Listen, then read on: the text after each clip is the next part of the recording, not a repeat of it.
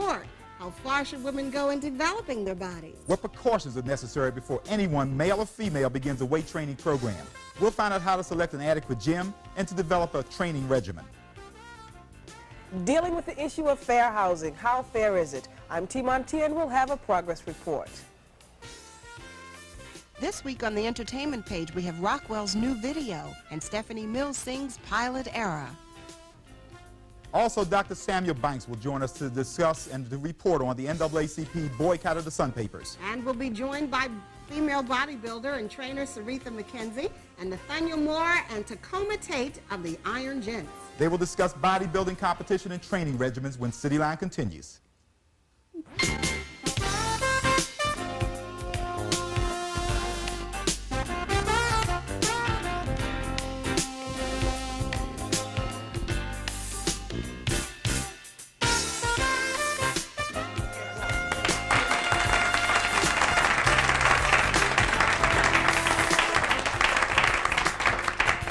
As we said, we're discussing bodybuilding today, pumping iron, and recently Cityline took its cameras to the Health and Fitness Palace of the Urban Services Agency on North Avenue. Let's take a look at that right now. Lifting, flexing, curling, pressing. In 1984, America is shaping up, and pumping iron is one of many ways they're doing it. What is this obsession with the body beautiful? How far will they go to achieve it? And what does it take to obtain it? Well, after observing a workout session and seeing all the sweat, the facial expressions, and hearing the cry of fitness, the question comes to mind: is it all worth it?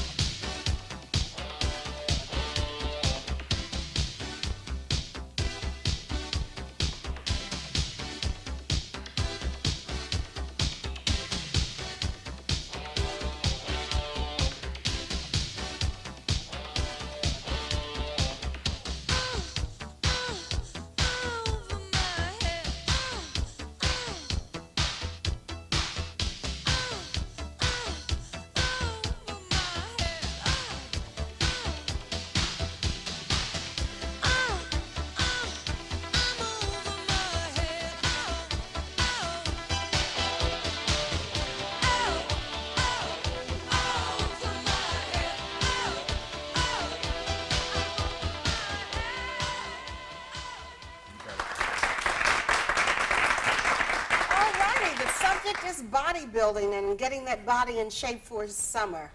Our guests are Aretha McKenzie, who is the manager of Spa Lady of Middle River, Essex area.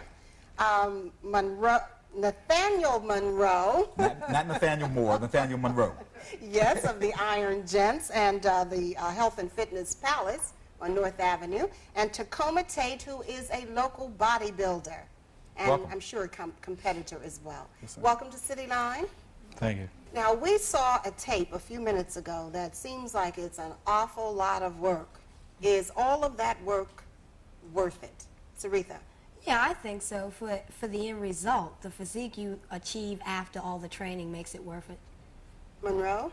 I would say to prevent injuries, you look for the caloric burn-off that you get from it, plus the social values that you get from being with people around you all the time.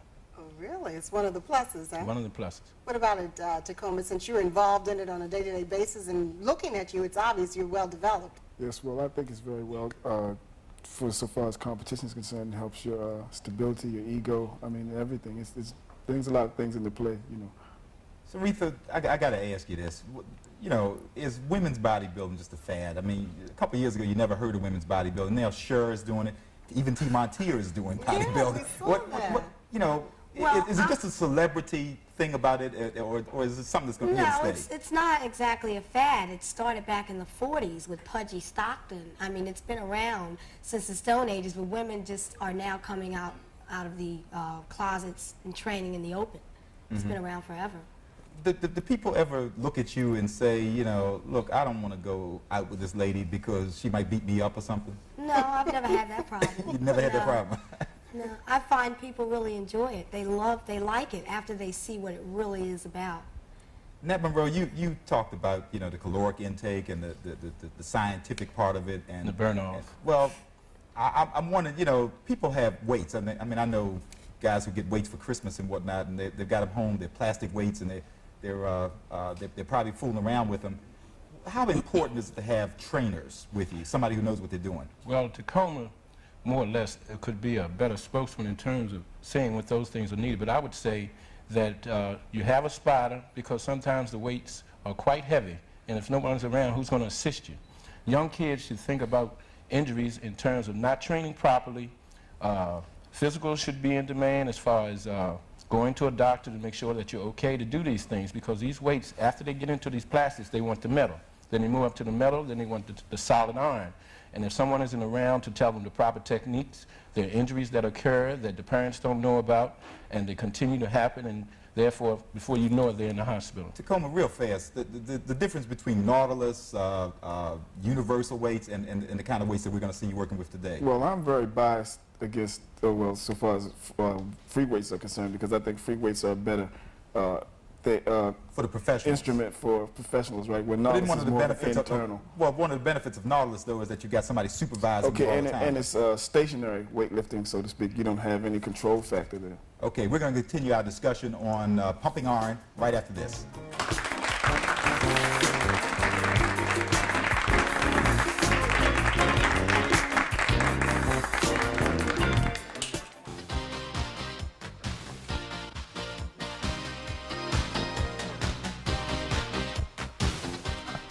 We're back on City Line, and we're talking about pumping iron and building that body and getting ready for the spring and summer. Oh, yeah, I just can't wait, you know? Well, I don't know if I'm in condition to do it.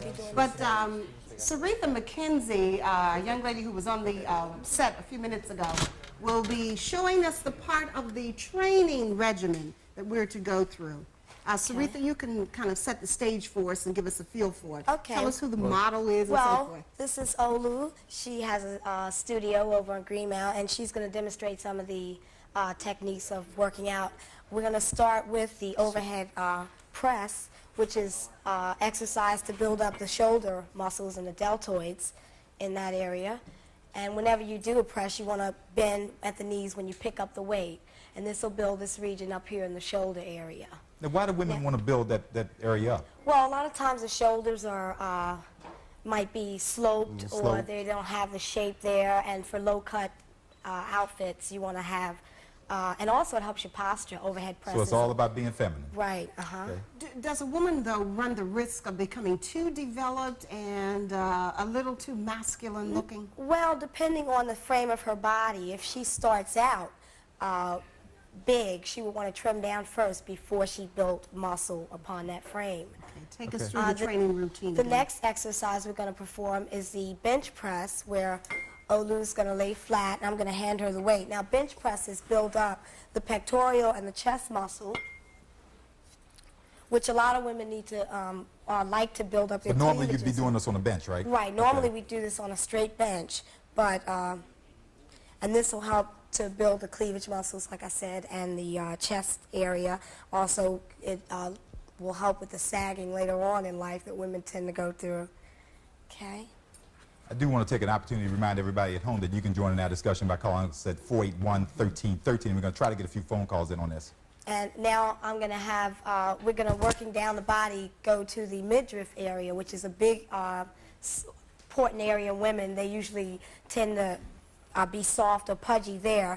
Now we're going to, Olu's going to demonstrate some sit-ups, partial sit-ups, which normally will work on the lower and the middle area of your stomach and help tone that area, which is a hard region for women to tone up.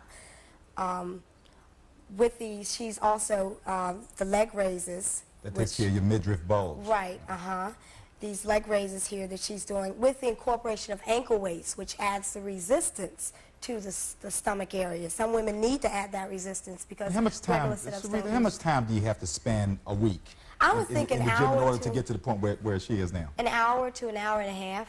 I mean, at home, you can do this at home with, go out and buy yourself some ankle weights, a barbell, and some dumbbells and get in shape at home. Now, of course, competitively, you want to go to a more advanced type system. Eventually, this won't be enough. Of course, Olu is a professional dancer. Right. His Olu studio on Green Mountain. Yeah. 32nd Street. The next exercise I'm going to have Olu perform are the lunges, in which she's going to, lunges will build or tone the thigh region. If some of us did that, we'd be lunging backwards. Right. Now, and also you can do a full lunge, Olu. Would you just go down and do a full lunge, and that'll more or less emphasize the glute area too, which is in the back. The derriere. The gluteus maximus. The gluteus maximus, which is also a muscle, which can be built up or broken down. So all of this is for building up and or trimming down. Or sagging muscles and sagging gluteus maximus. Maximi. Now, and another exercise for the lower back region, which a lot of people have problems with the lower back, is the deadlift, which I'm going to have, and you got to be very careful with the deadlift, because if you have a bad back, first of all, you want to bend your knees when you pick the weight up, but you don't want to do a deadlift if you have a bad back, with your knees straight. You want to perform it with the knees slightly bent, and you want to bend them each time you go down and come up. Okay, Olu, I'm glad to see you bending your knees as she's talking. How long have you been involved in this, Aretha? 4 years I've been training and competing competitively. Are you a professional right now, I'm bodybuilder? Considering the fact that I have been in every national bodybuilding magazine, I am still an amateur. And you qualify to go professional by winning other meets to go into pro shows. We're going to bring you back on, but now we want to talk to Nate Monroe a little bit about what the men go through in terms of training. So we're going to move them on right now. Yeah, now there is a difference between the way women prepare their bodies and the way that men prepare their bodies. So Nat, why don't you come on over and let's talk a little bit about how the men do it. Exactly. Nat Monroe. So what you going to show us? First of all, I'm going to show you the body parts, or the slang that's used in the gymnasium. First of all, Saul is going to show you his pectoralis major. I used to have a body like that. Turn sideways, Saul. We can see the deltoids to the side. Show the trapezes. Turn. Your back muscles, your trapezes here, and your upper shoulder muscles. Turn.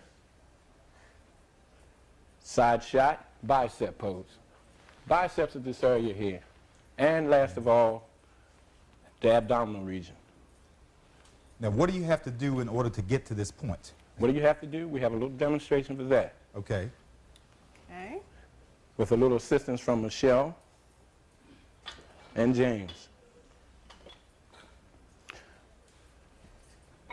Michelle has been with us. Michelle, I'm glad you're picking that up instead of me. Michelle is moving around. For those of you who can't see, Michelle's moving around very heavy weights. And she's lost approximately, how many pounds? 30. 30 pounds in the time she's been with us. Unreal.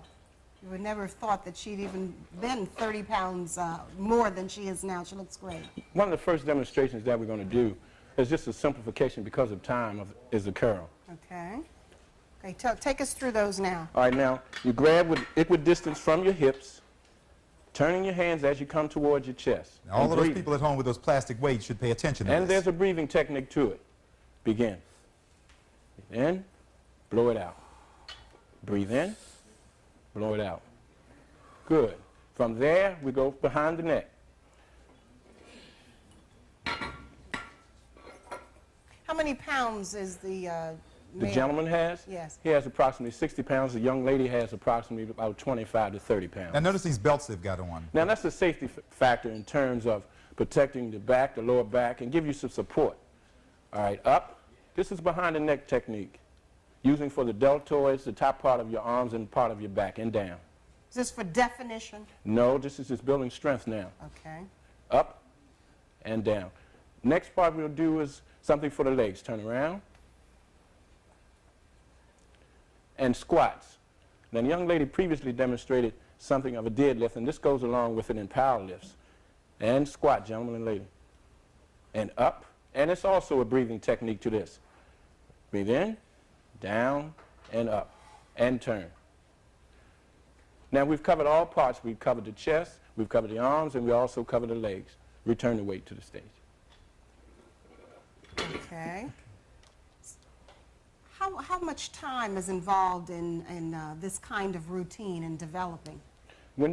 Each person develops what they're trying to do. If you're a professional like Sarita and Tacoma, you might be in the gym every day, but you work on different body parts, depending on which part you need the most work on. For an average person, I say they should have a total program, but not doing the same thing every day, because you don't give your body a chance to rest those parts that you use. If you use the arms every day, then you're just tearing down, and you're not giving it a chance to rebuild itself.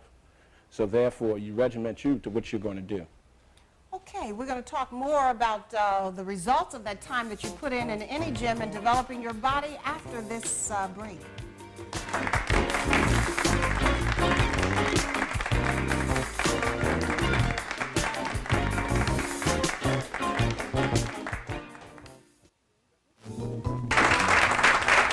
Welcome back to City Line Live, and obviously our discussion today is on pumping iron or bodybuilding. One of the important aspects, and I guess the culmination of all of the work that the people do in terms of bodybuilding, is competition. And Sharitha is back with us in her competition suit, and she's going to walk. That's what you wear at competition, right? Right. Basically, the women wear two-piece bathing suits to show as much as they can and be decent at the same time. And what they do is they judge you standing relaxed in a front view, and then they ask you to turn to a side angle. They judge you from all 4 angles, and they're looking for shape in the glute and the thighs and shape in the arms and that kind of thing. And then on the second round, what they'll do is ask for muscularity poses, certain poses that they want you to show a front double bicep pose, which you have to, every time you pose, you're supposed to flex everything, and they judge. Is it difficult to talk while you're doing it? No, but when you're used to it. Then they ask for a side chest. So after that, everybody in the lineup would hit a side chest. Then they go directly to the back. So in other words, they're judging all the muscles in the back and the arms and the legs. They want to see flexed thighs and hamstring. And then they judge you on a tricep pose, which is a side angle. Your tricep is in here on the arm. And then from the front, they judge an abdominal pose, which they want to see stomach delineations, your serratus muscles, which tie into the abdominals, lower, upper, and that kind of thing. And are they calculating points the whole time that they're doing this? Yeah, they're taking points. And then whoever has the highest amount of points wins the competition. At the end of the round. How have you placed in national competitions? Well, my top national honor is 5th Miss USA, and I have been in over 60 shows, and I've won 15 first places. Any money involved at all? Not right now, not as an amateur, but when you go professional, which you have to qualify to go in a professional meet at this point, you do win money, you win cash prizes, which I'm on my way to. Okay. Any other thing that we should be aware of in terms of judging of women? Well, also they judge a free posing round, which I'll just demonstrate, where you can really get creative and hit certain poses back, you know, and you do basically usually your own to thing. Music. Right, usually choreographed to music. And then they judge, you know, your creativity, your transitions, different turns, and that kind of thing, how you flow from one pose to the next. Do you feel like Charles Atlas when you're going through this?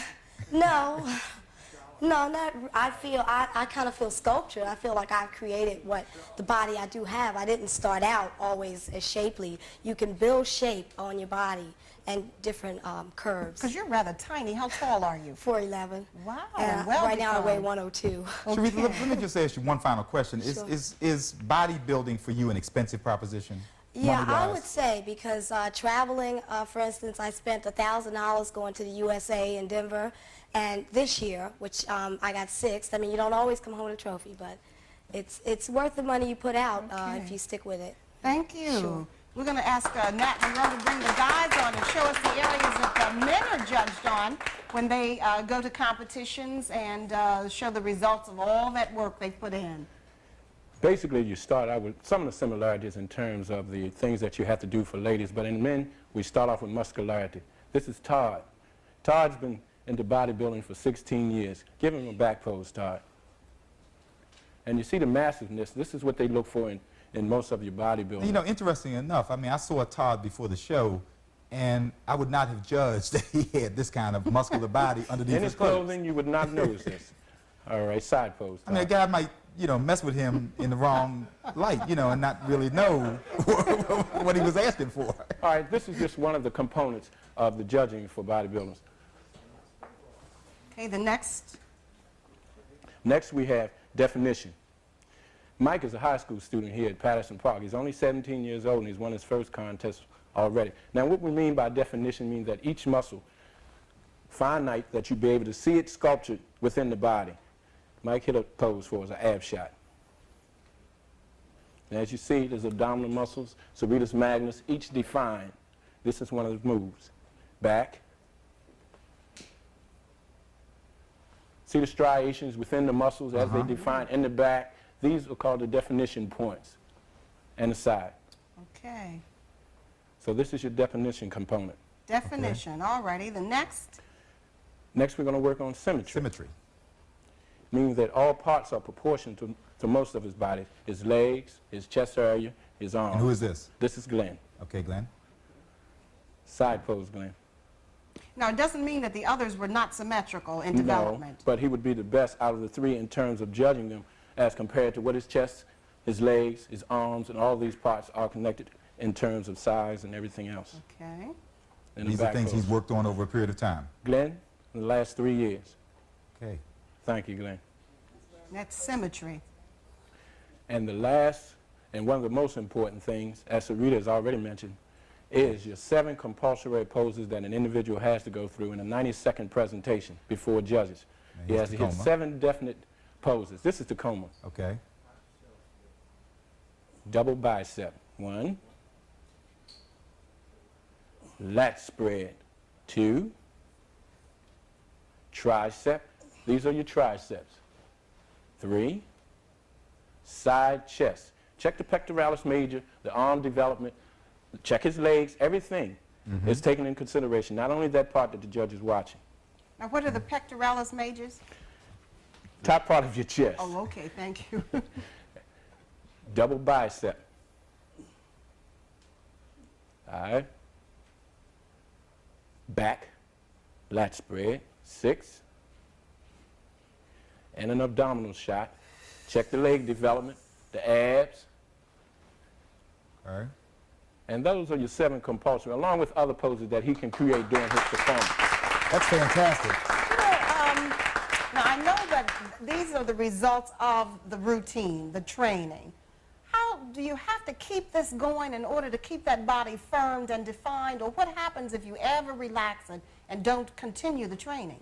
Well, he has periods of time where he doesn't train strenuously as he normally does for a contest. And when the contest comes up, depending on the individual and knowing his body, if it takes him a month to get it ready for competition, then he'll get into that. If it takes him long, it depends on each individual knowing his body.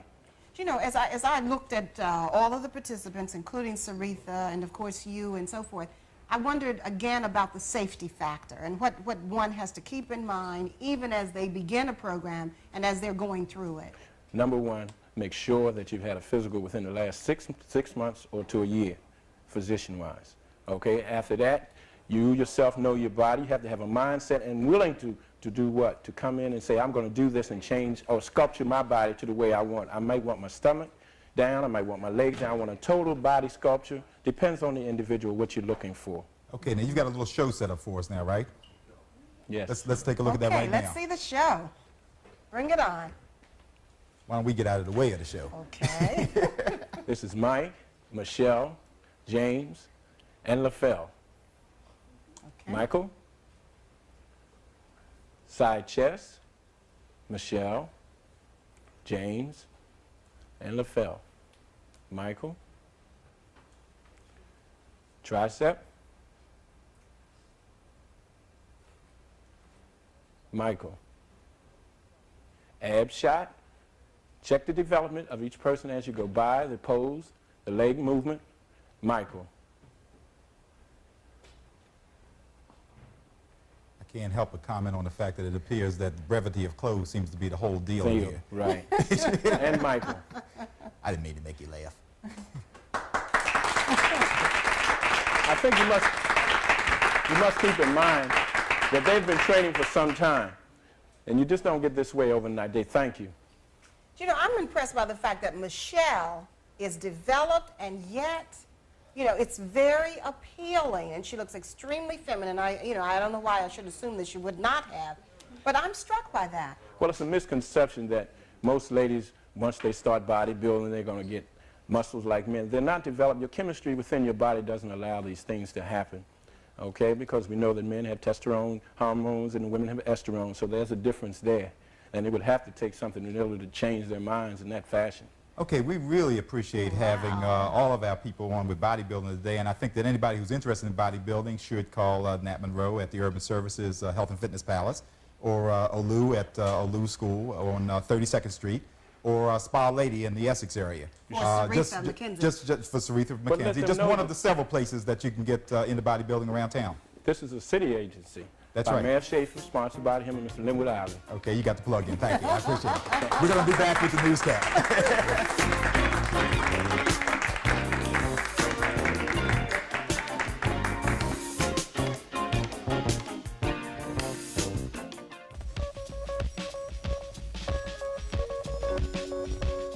Good afternoon. Topping today's Newscap, on the political campaign trail, the Reverend Jesse Jackson has received the endorsement of the 7,000-member Local 1397 of the United Steelworkers Union in Homestead, Pennsylvania. It is the first predominantly white union to support Jackson's bid for the Democratic presidential nomination.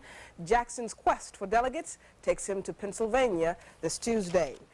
The father of famed singer Marvin Gaye has been ordered to undergo psychological examination before standing trial for the shooting death of his son. The death of Marvin Gaye grabbed the entertainment industry and the nation totally by surprise. We take a look back with a report from Pat Crosby. I do not believe it. It's real. Hey, brother. I don't believe it. It's real. Marvin Gaye, singer Marvin Gaye is dead at age 44, victim of a shooting in Los Angeles. A group of Detroiters just got off a bus tonight from a musical tour in Chicago. It was no April Fool's joke, it was true. And the tears began to flow from more than just female fans for Marvin Gaye. Born in Washington, D.C., but Marvin Gaye was part of the elite group that came to mean Motown, the city and the record label that launched and maintained his star career for almost 30 years. Aretha Franklin said in Detroit tonight she was, in her words, very, very shocked, and that Marvin would always go around to my dad's house, where she and Marvin would sing and play the piano. Aretha Franklin first met Marvin Gaye when he came to Detroit in his late teens. He signed with Motown in 1961. I spoke with Aretha by telephone tonight. She said she couldn't talk long and was upset and declined an on-camera interview. But she said that at the time Marvin had a big, beautiful house here on West Grand Boulevard, and that Marvin moved out to the coast when Motown moved out to the coast in the 70s, and that the last time Aretha Franklin saw Marvin Gaye was when he performed his last concert in Detroit, and in her words, needless to say, he thrilled us all.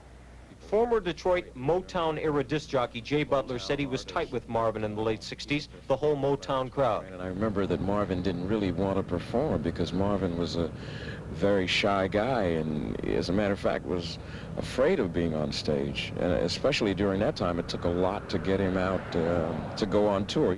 But Jay Butler says even back then Marvin could be, in his words, very strange sometimes and had a knack for attracting personal problems. Partner Tammy Terrell collapsed on stage in Gaye's arms in 1967. She died of brain complications in 1970. A bitter and expensive divorce to Berry Gordy's sister Anna in the mid-70s, and Marvin Gaye took over 4 years with no live performances. In the studio, many said he was very happy. One longtime Motown studio session man, Teddy Harris, reacted tonight. Marvin and I were kind of close. We worked together for many years, and also with Martha Reeves. I'm still in a state of kind of shock. I haven't had a chance to get myself together. It's mind-blowing, and it's hard to believe yet. I still am in a state of confusion to everything. I've heard as much detail as one could hear. But I know at this time we need each other. We need to stay strong together. In the early 80s, Marvin Gaye remarried, left the Motown label for Columbia, and later released Sexual Healing, a Grammy-winning song that many said marked his first real comeback since the Motown days. And in Motown Tonight, where hundreds literally knew him and millions followed him, the man is dead. But like others before him, the Motown music stays alive. The NAACP has announced an end to its 2-month boycott of the Baltimore Sun papers. The group has been calling for improved coverage of the black community as well as the hiring of blacks in key positions. A tentative agreement was reached Thursday between the two, and the NAACP is to vote Tuesday on whether to accept the Sun papers agreement. Dr. Samuel Banks will discuss the agreement with Dan and Jackie later in today's program. Fair housing is more of a right than a privilege. Nationally, April has been declared Fair Housing Month. With that in mind, this morning I spoke with Reba Gwaltney, Director of Fair Housing for Baltimore's Department of Housing and Urban Development, to get a perspective on the issue of fair housing. Well, nationally, according to a study done by HUD, minorities encounter discrimination in approximately 72% of the instances when they're seeking rental housing, and in approximately 48% of the instances when they're attempting to buy housing. And you're Director of Fair Housing for Baltimore's Department of Housing and Urban Development. Yes. Some would argue the enforceability of fair housing, how you monitor it, and how you correct the situation when you do discern discrimination happening or steering happening in the black community as well as the white community. My staff is responsible for monitoring all of the programs that are administered by the department and making sure that the civil rights requirements are being carried out. We do that on a continuous basis. Currently, the administration has a Fair Housing Amendments Act of 1983 that is being proposed, and under this act, we would be increasing the enforcement capabilities of the department under the act. What is the Fair Housing Act? Something we've heard of, but we may not know exactly what it is, and it's up for some amendments too, isn't it, or revisions? Yes, it's the Civil Rights Act of 1968, and the amendments would provide for further enforcement possibilities by the Department of Housing and Urban Development. Would it make your job easier in terms of discouraging discrimination in housing? Yes. If the act is passed, there would be further provision for remedy, monetary remedy, up to $50,000. And if it is a recurrent of the act, then it would be a prohibition of $100,000. Now, April has been declared National Fair Housing Month, and I think locally you have some activities planned to bring attention to the issue of fair housing. Yes. On April the 11th, in commemoration of the 16th anniversary of the enactment of the Federal Fair Housing Law, the mayor of the city of Baltimore, Mayor Schaefer, will be signing a proclamation, and the Assistant Secretary of the department will be also involved in that ceremony. Additionally, we have a statewide Community Housing Resources Board conference scheduled on the 9th and 10th of April.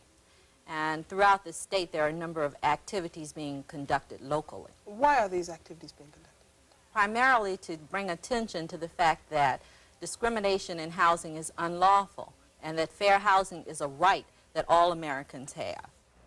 Ms. Gwaltney adds anyone who feels they may be a victim of discrimination in housing should call the Housing Complaints Hotline at 1-800-424-8590.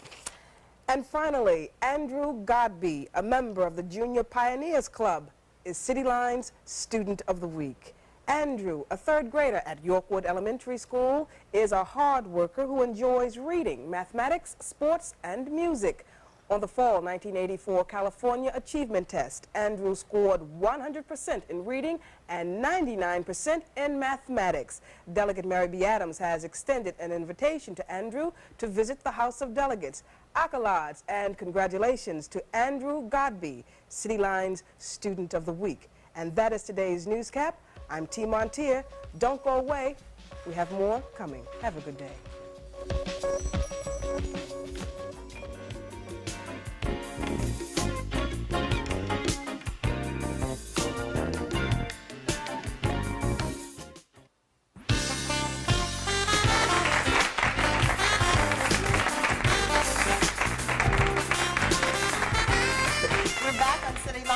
Opportunity now to talk to Dr. Samuel Banks, who is the chairman of the NAACP Community Involvement Committee.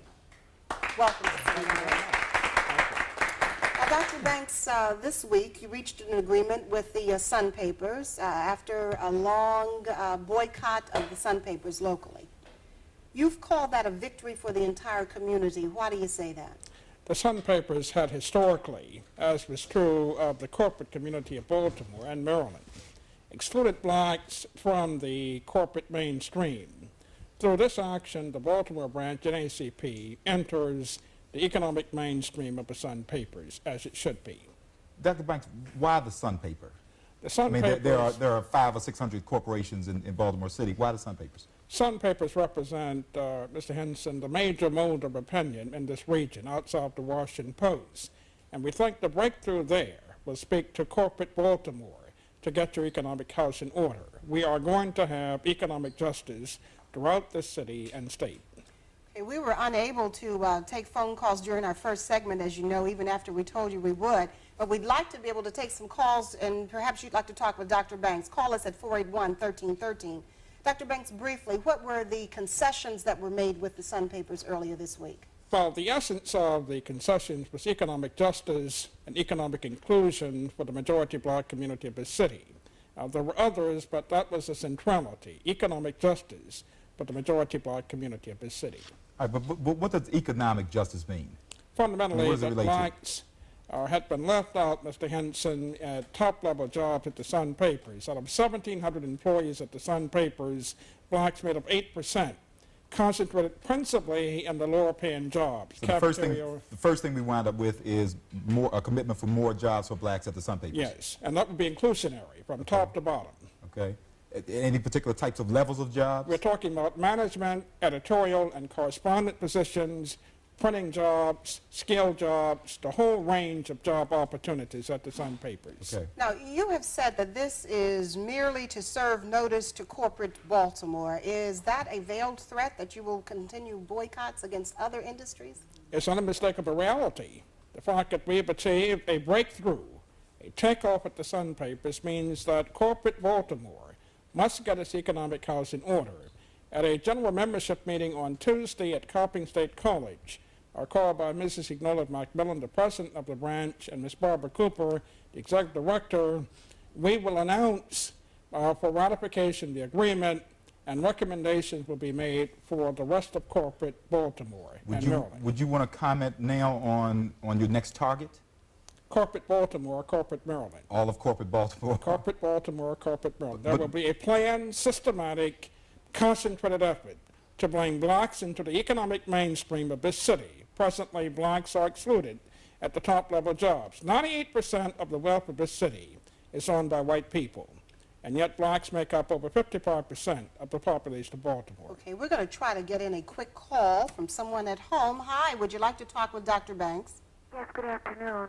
I would just like to ask Dr. Banks if he thinks that the articles at the Sun paper were really that detrimental, and whether or not he has any plans of directing some of his future efforts toward the ever-increasing utility rates that poor people are subjected to, or the ever-increasing high unemployment that never seems to come down within the black community.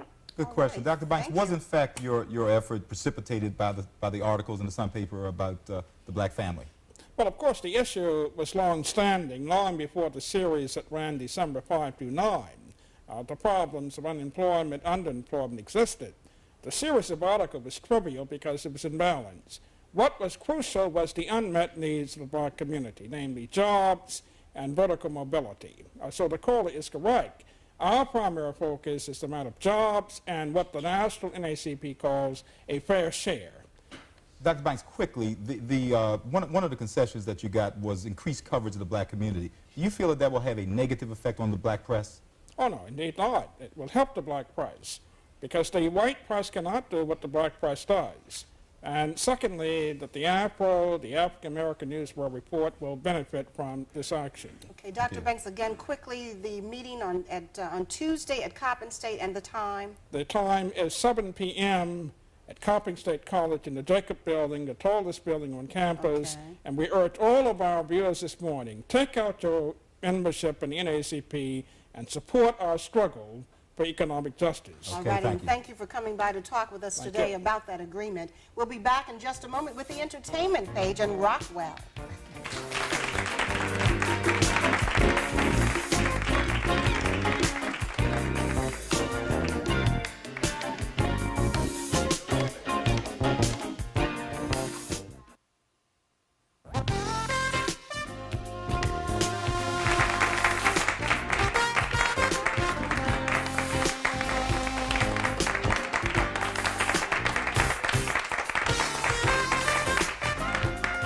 entertainment page this week, we've got Rockwell and Stephanie Mills.